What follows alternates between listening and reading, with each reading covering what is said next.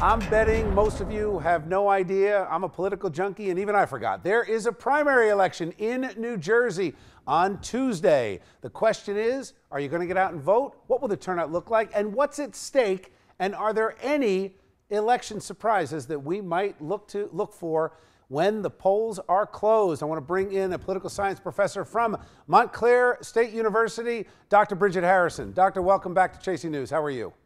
Thanks, Bill. So again, Bridget, if I'm betting on this, I'm thinking turnout could be somewhere between 12 and 16%. What do you think? Absolutely. This is going to be a very low turnout election. You may see pockets of higher turnout in some congressional districts where there are competitive races, but overall statewide, we're going to see very low turnout. Now, one of those contested races, you've got a primary on both sides. This is District 11 in northern New Jersey, where Rodney Frelinghuysen, long-serving member of Congress, retired, said, I'm not going to run again. And you've got a contest on both sides of the aisle. What do you expect tomorrow? What should people be looking for if they decide to get out there and vote? Well, there's a very crowded Republican field. My boots on the ground sentiment is that Jay Weber, the assemblyman, will likely walk away with a Republican nomination. Weber is known as amongst the most conservative Republicans in the state legislature.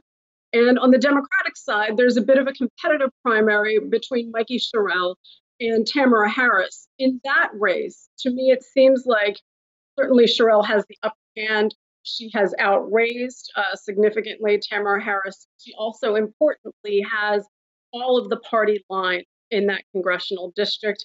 Do you see this election locally in New Jersey's 12 congressional districts as a referendum, positive or negative, on President Trump? You know, our congressional districts are gerrymandered to favor one party or the other.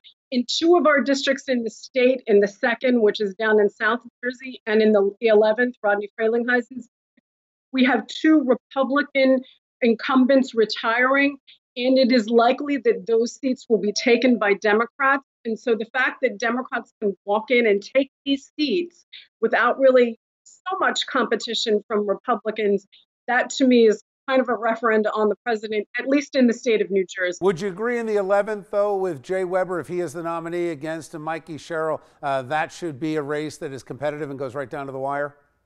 It will be competitive, certainly because of the party composition in that district.